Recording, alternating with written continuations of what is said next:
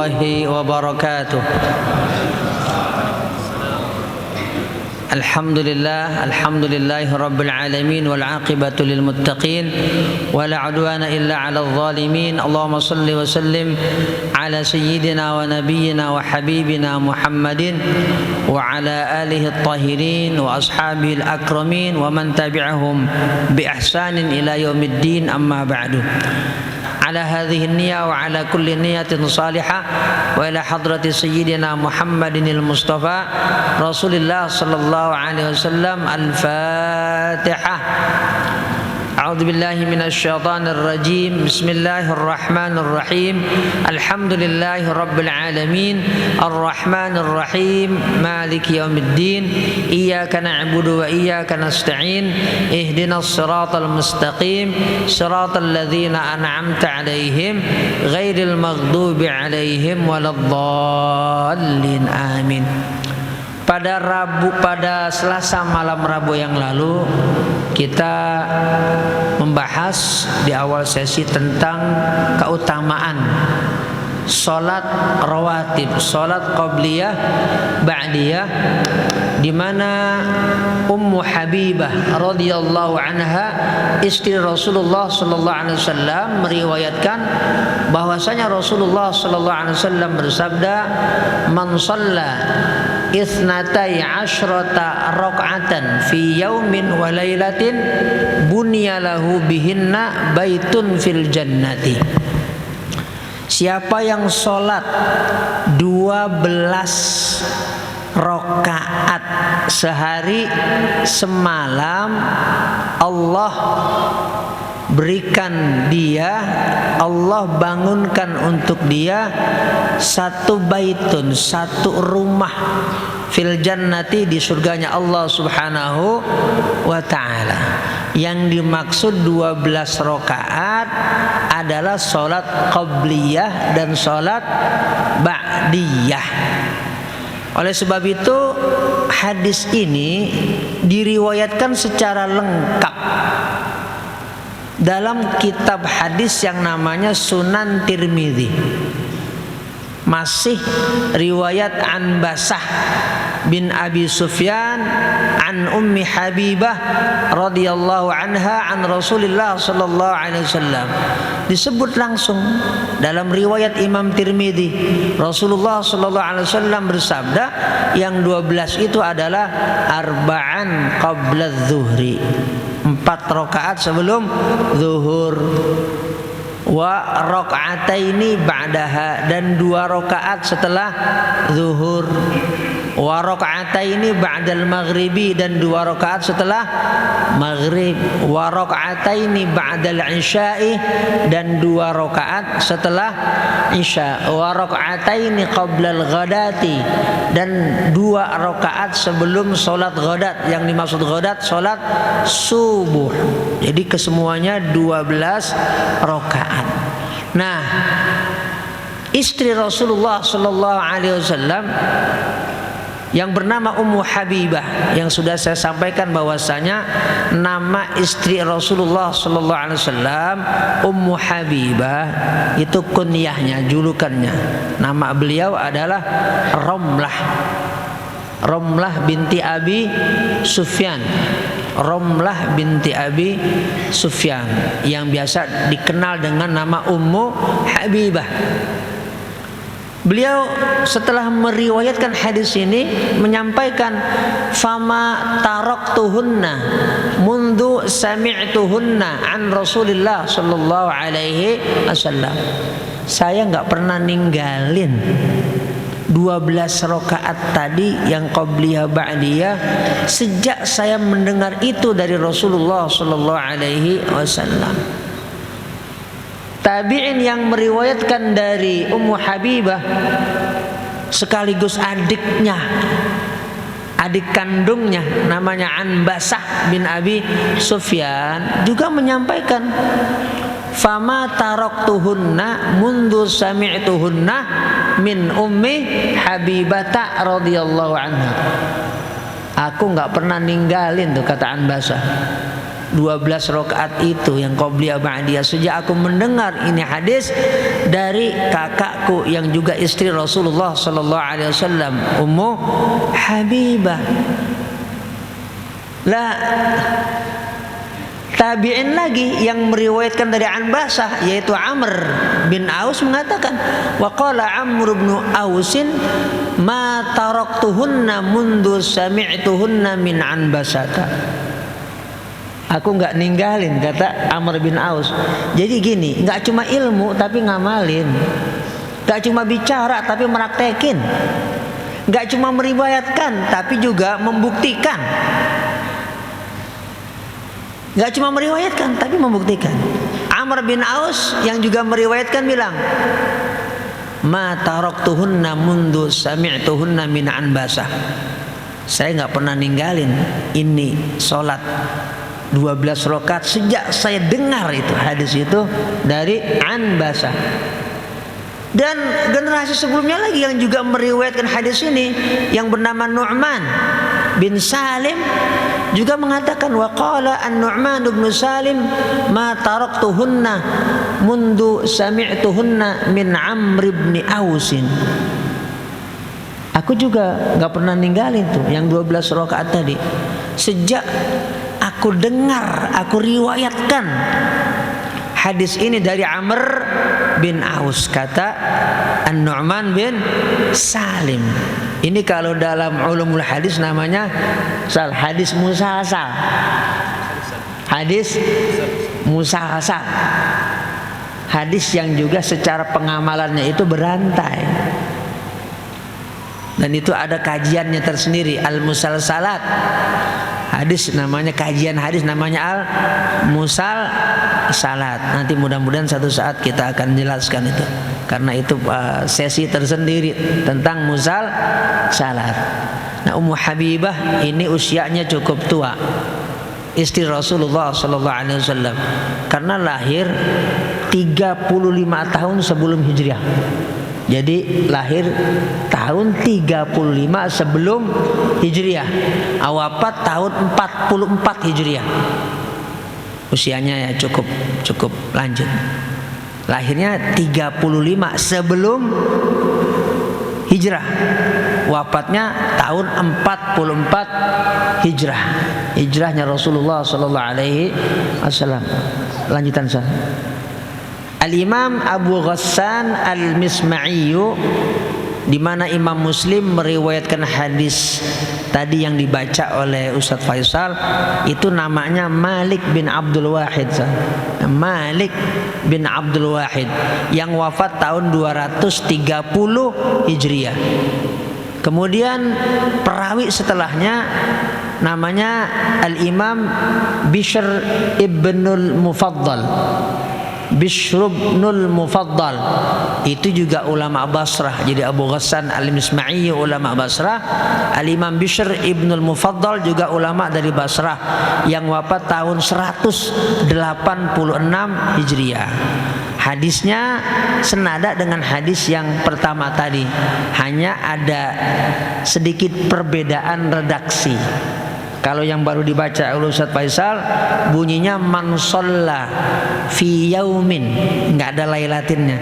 Tapi yang dimaksud fi yaumin adalah fi yaumin wa lailatin, walaupun redaksinya fi yaumin saja. Man shalla fi yaumin. Kalau riwayat pertama isnai asyrota, kalau ini sintai asyrota, sama artinya 12 juga. Kalau riwayat pertama rokatan, kalau ini sajdatan. Jadi yang dimaksud sajdatan itu redaksi bahasa logat dialek orang-orang Hijaz.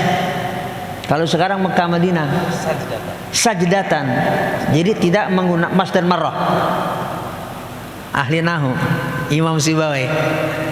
Jadi sajdatan maksudnya adalah rokatan. Jadi siapa yang sehari semalam sholat 12 rakaat tatawuan, Maksudnya bukan wajib, itu karena kesadaran sendiri. Istilahnya apa? Tatawuan, bunyalahu baitun fil jannati, dibangunkan satu rumah di surganya Allah Subhanahu wa taala. Mudah-mudahan kita yang termasuk dibangunkan rumah istana di surganya Allah Subhanahu wa taala. Terus ini senada, hanya riwayatnya, sanadnya, mata rantainya berbeda. Kalau ini riwayat ulama-ulama Basrah juga, gurunya Imam Muslim, Muhammad bin Bashar qala haddatsana Muhammad bin Ja'far qala haddatsana Syu'bah. Al-Imam Muhammad bin Bashar, ulama dari Basrah, lahir tahun 167 Hijriah, wafat tahun 252 Hijriah. Satu lagi Al-Imam Muhammad bin Ja'far, juga ulama dari Basrah, lahir tahun 117 Hijriah, wafat tahun 193 Hijriah. Satu lagi Imam Syu'bah, maksudnya Imam Syu'bah bin Hajjaj, juga ulama dari Basrah, lahir tahun 85 Hijriah, wafat tahun 160 Hijriah. Yang lainnya sama tuh, sudah pernah kita bahas.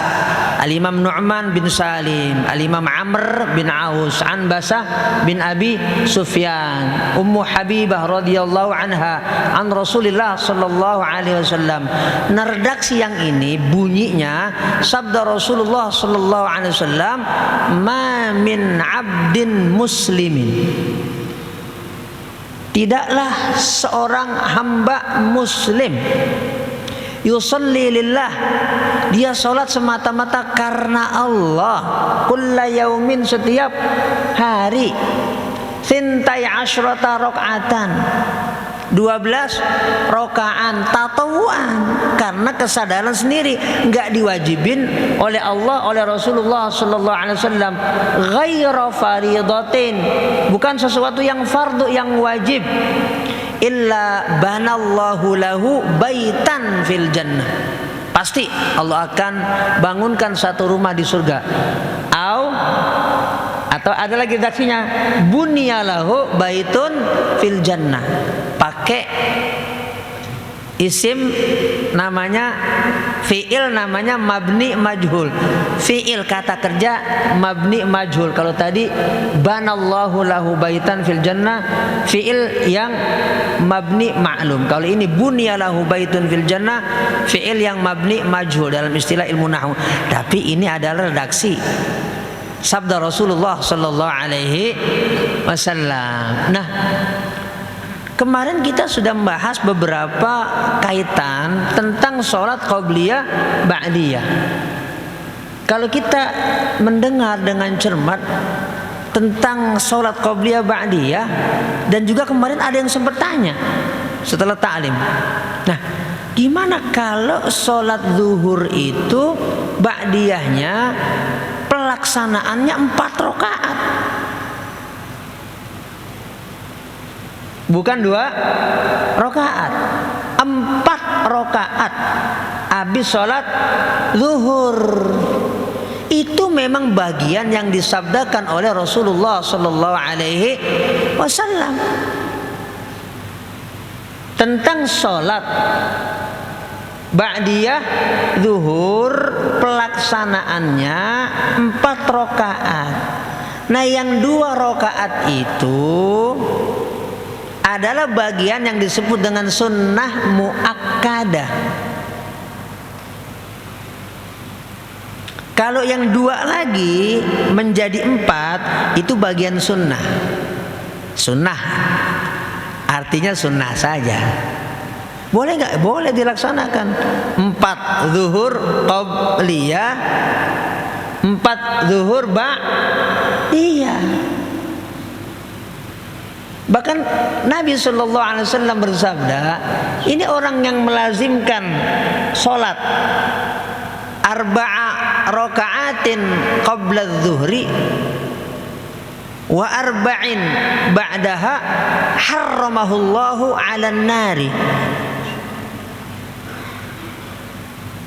Orang yang melazimkan itu sholat Qabliyah zuhur 4 rakaat, ba'diyah zuhur 4 rakaat juga haramahullahu 'alan nari. Allah haramkan jasadnya disentuh neraka. Dan ini juga bagian hadis dengan sanad yang sahih, riwayat Imam Abu Dawud, riwayat Imam Tirmidzi, riwayat Imam Nasai, riwayat Imam Ibnu Majah. Boleh kita laksanakan, bagus kita laksanakan, sunnah kita laksanakan. 4 rakaat sebelum zuhur, 4 rakaat setelah zuhur, atau 2 rakaat sebelum zuhur, 2 rakaat setelah zuhur. Ini yang harus kita betul-betul jaga. Cakepnya jangan sama sekali enggak, 4 enggak, 2 enggak, Qobliyah enggak, ba'diyah enggak. Maksudnya ba'diyah zuhur. Ya mudah-mudahan kita diberikan taufik oleh Allah Subhanahu wa taala untuk melaksanakan sunnah-sunnah Rasulullah sallallahu alaihi wasallam. Nah, Qobliyah asar kemarin sudah sempat kita sampaikan, meskipun kemarin karena waktu sempit, ada macet, demo. Ya. Sudah saya sampaikan bahwa sholat Qobliyah itu secara umum memang disabdakan oleh Rasulullah sallallahu alaihi wasallam dalam hadis yang sahih riwayat Imam Bukhari dan Muslim, baina kulli adzanaini sholatun. Antara 2 panggilan, maksudnya adalah adzan dan qomat, Pak Lukman, itu ada sholat, maksudnya sholat Qobliyah. Dan memang juga itu dilaksanakan oleh Rasulullah sallallahu alaihi wasallam. Anna Nabiyya sallallahu alaihi wasallam kana yusalli rak'ataini qabla al-'asri. Itu juga riwayat Imam Abu Dawud, juga riwayat Imam Tirmidzi. Adalah Rasulullah sallallahu alaihi wasallam salat 2 rakaat sebelum asar. Bahkan ada lagi riwayat yang sahih juga dari sahabat Abdullah bin Umar bin Khattab radhiyallahu anhuma. Ini juga ditakhrij, diriwayatkan hadisnya oleh Imam Abu Daud dan oleh Imam Tirmidzi. Apa bunyinya sabda Rasulullah sallallahu alaihi wasallam? Rahimallahu imra'an shalla qabla al-'asri arba'an. Rahimallahu imra'an shalla qabla al-'asri arba'an. Allah memberikan rahmat imro'an kepada seseorang yusalli salat qabla al-'asri, sebelum asar, arba'an, 4 rakaat. Wajib pahami hadis sahih.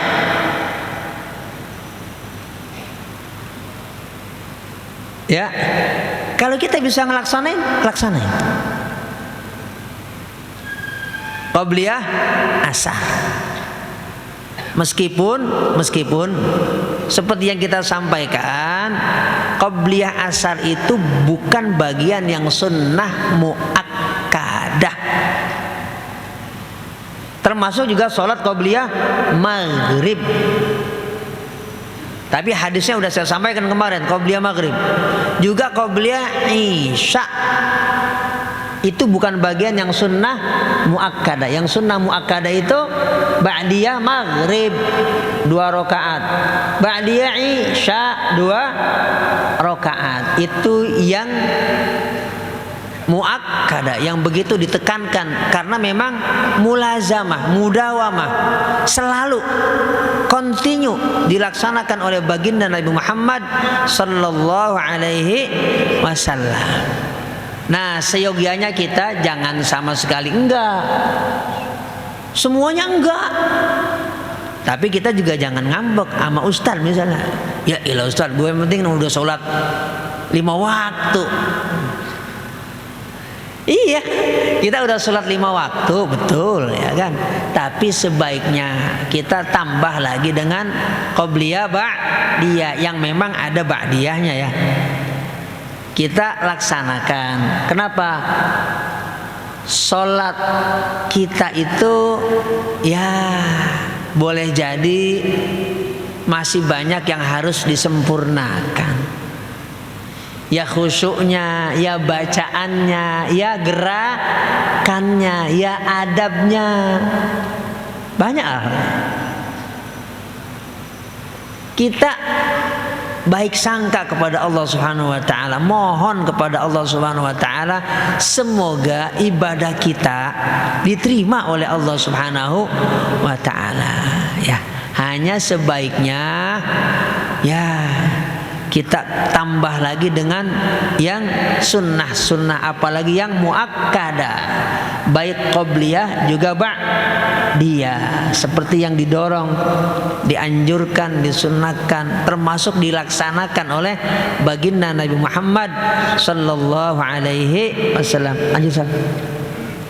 Ini jalur riwayat sama dengan Imam Syu'bah, dari An-Nu'man bin Salim, dari Amr bin Aus, dari Anbasah, dari Ummi Habibah, dari Rasulullah sallallahu alaihi wasallam.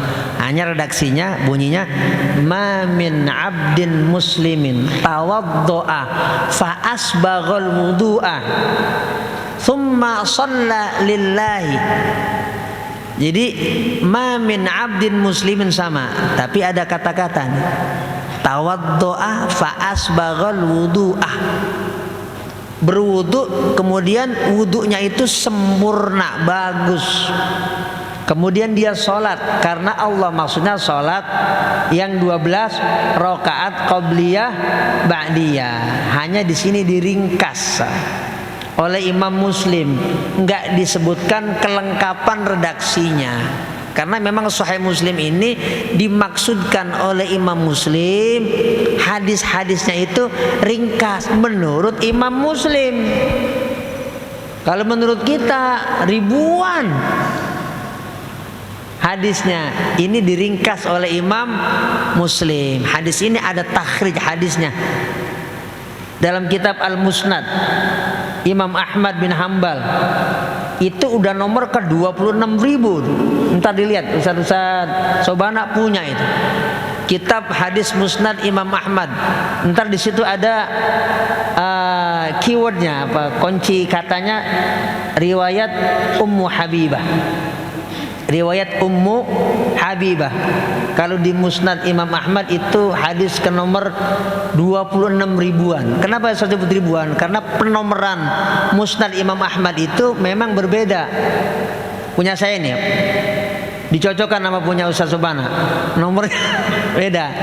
Ada nomor 26.242 ada. Makanya saya sebut 26 ribuan.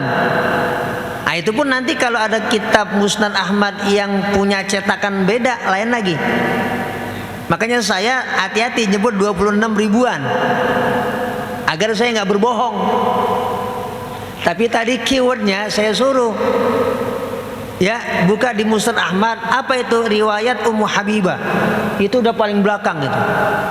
Itu udah jilid ke 17, 18 itu. Karena itu kalau tahqiqnya Syekh Ahmad Syakir ada 20 jilid. Nanti dilihat. Nah, di kitab hadis itulah Imam Ahmad meriwayatkan hadis ini dengan lengkap.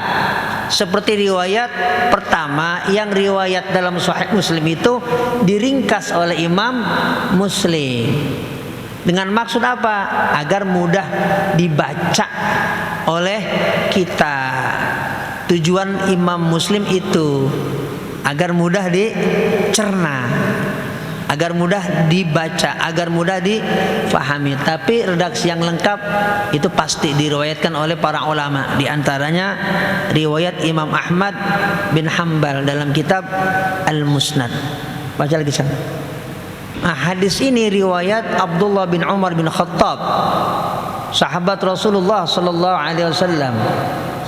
Ayahnya sahabat, putranya juga sahabat. Nah, Ini beliau memberikan kesaksian setelah Jumat itu 2 rakaat. Jadi sunnah ba'diyah Jumat itu ada 2. Pertama sajdata ini 2 rakaat. Nah, hanya pelaksanaannya Rasulullah SAW diriwayatkan oleh sahabat Abdullah bin Umar, fa ammal maghribu wal isya'u wal jumu'atu fa shallaitu ma'an nabiy sallallahu alaihi wasallam fi baiti. Nah, kalau ba'diyah Jumat yang 2 rakaat itu Rasulullah sallallahu alaihi wasallam melaksanakan di rumah. Ada sunnah lagi ba'diyah Jumat 4 rakaat. Melaksanainnya di masjid. 4 rakaat ba'diyah Jumat di masjid. Kalau Nabi 2 rakaat di rumah. Kenapa? Kalau Nabi laksanakan di masjid, dilihat sahabat, wah ini bagian yang wajib, berarti 4. Sholat Jumat itu 4, cuma yang ini dipisah. Takutnya ada sahabat yang memahami seperti itu.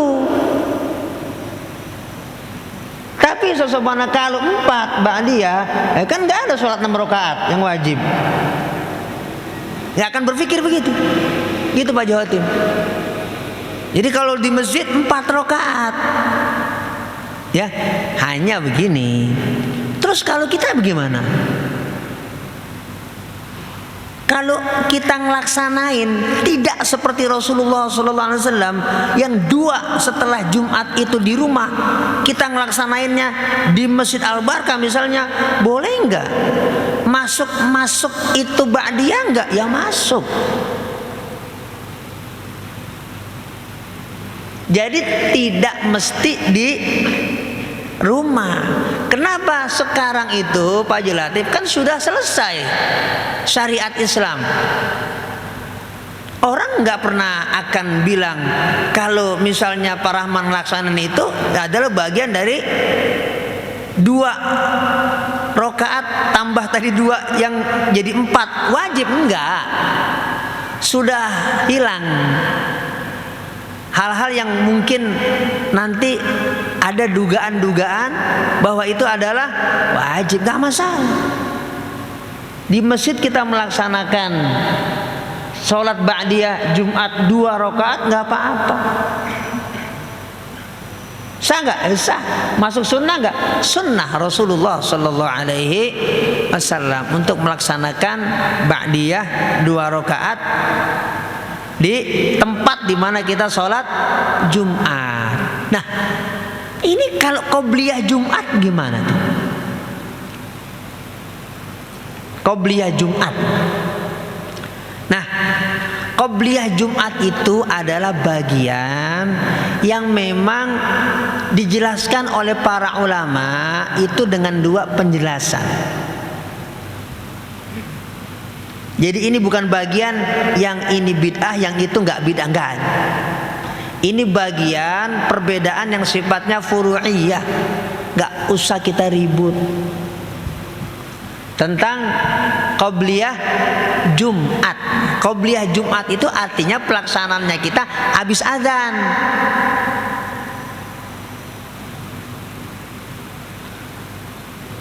Kalau sunnah sebelum azan itu bagian yang disepakati oleh para ulama tentang pelaksanaannya.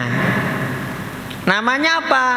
Ini sholat sunnah mutlak, nafal mutlak. 2 boleh, 4 boleh. Bahkan Al-Imam Ibnu Taimiyah dalam Majmu' Fatawa lebih dari 4 boleh. Tapi pelaksanaannya sebelum azan.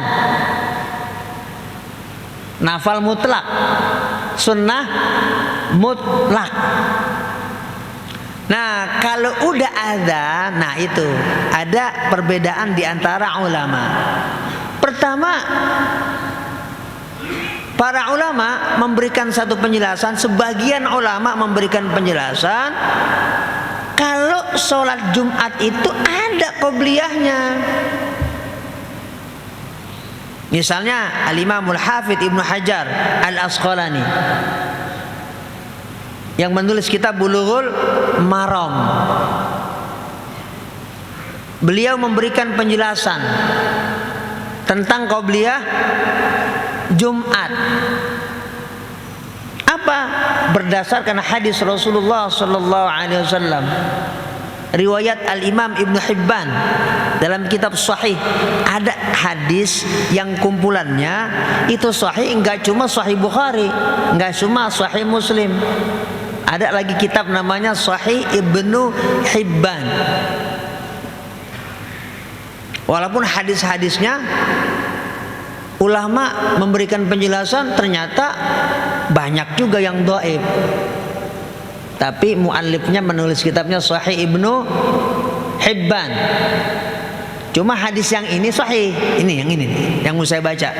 Riwayat Al-Imam Ibnu Hibban dari sahabat Abdullah Ibnu Zubair radhiyallahu anhuma, di mana Rasulullah sallallahu alaihi wasallam bersabda, "Ma min salatin mafruḍatin illa wa baina yadayha rak'atani."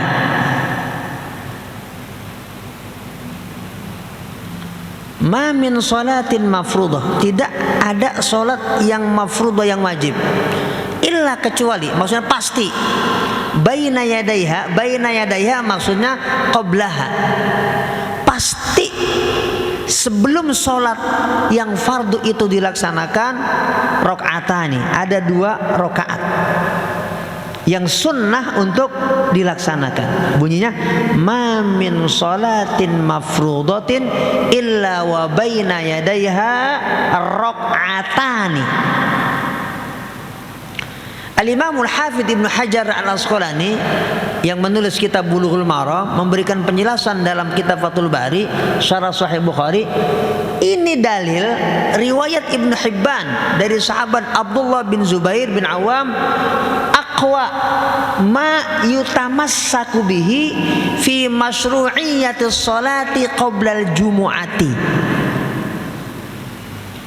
Hadis ini adalah dalil yang paling kuat yang bisa dipegang tentang disyariatkannya sholat sebelum Jumat. Aqwa ma yutamassaku bihi fi masyru'iyyati sholati qabla al-jumu'ati.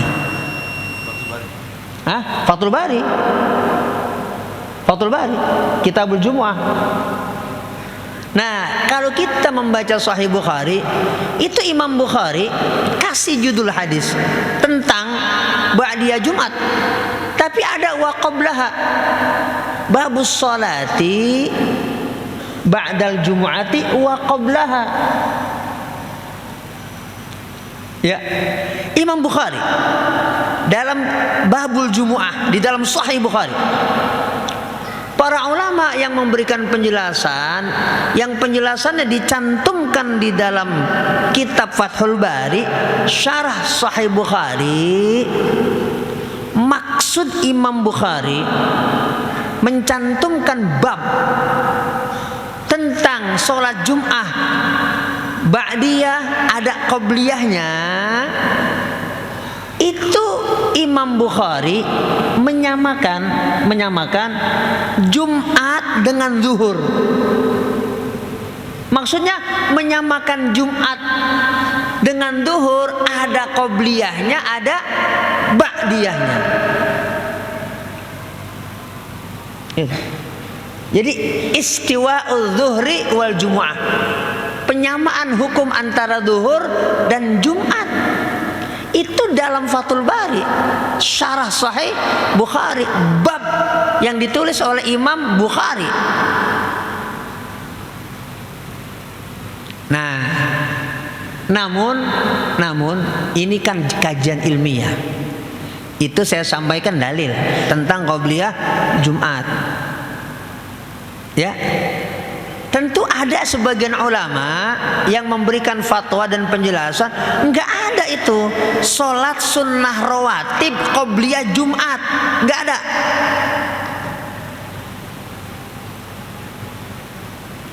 Kenapa secara fi'liyah, memang tidak dilakukan oleh Rasulullah sallallahu alaihi wasallam. Penjelasan ulama yang memberikan fatwa enggak ada qabliyah Jumat. Yang ada sunnah sebelum Jumat, maksudnya sebelum azan, yang tadi saya sebut dengan nafal mutlak. Sholat sunnah mutlak itu yang ada. Penjelasan sebagian ulama lagi. Mana yang benar? Ya dua-duanya betul. Oh, ini bagian yang dijelaskan oleh para pakar, para ulama. Pelaksanaannya ya tadi udah saya sampaikan dalilnya. Qabliyah, kalau qabliyah tadi, kalau ini qabliyah nggak ada, ya pasti berarti kan nggak ada dalilnya. Menurut ulama yang memberikan penjelasan kalau itu nggak ada, berarti yang ada menurut ulama-ulama yang memberikan penjelasan qabliyah nggak ada. Yang ada itu adalah tadi sholat sunnah mutlak, nafal mutlak sebelum azan dikumandangkan. Yang terpenting ya kita jaga sholat Jumat itu jangan sampai kagak kita laksanain. Yang salah itu yang nggak Jumatan. Kalau bukan dalam keadaan safar. Kalau saya ya semua udah tahu saya orang yang sholat qabliyah Jumat. Tapi kalau ada yang nggak qabliyah Jumat ya nggak masalah. Apalagi tadi misalnya sudah melaksanakan 2 rakaat sebelum azan. Nah, itu cakep tuh. Kalau itu memang ada hadis dan itu kalau yang itu disepakati oleh para ulama. Sepakat semuanya ada. Tentang nafal mutlak dan sholat sunnah mutlak. Nanti ada lagi azan tuh tentang azan Jumat.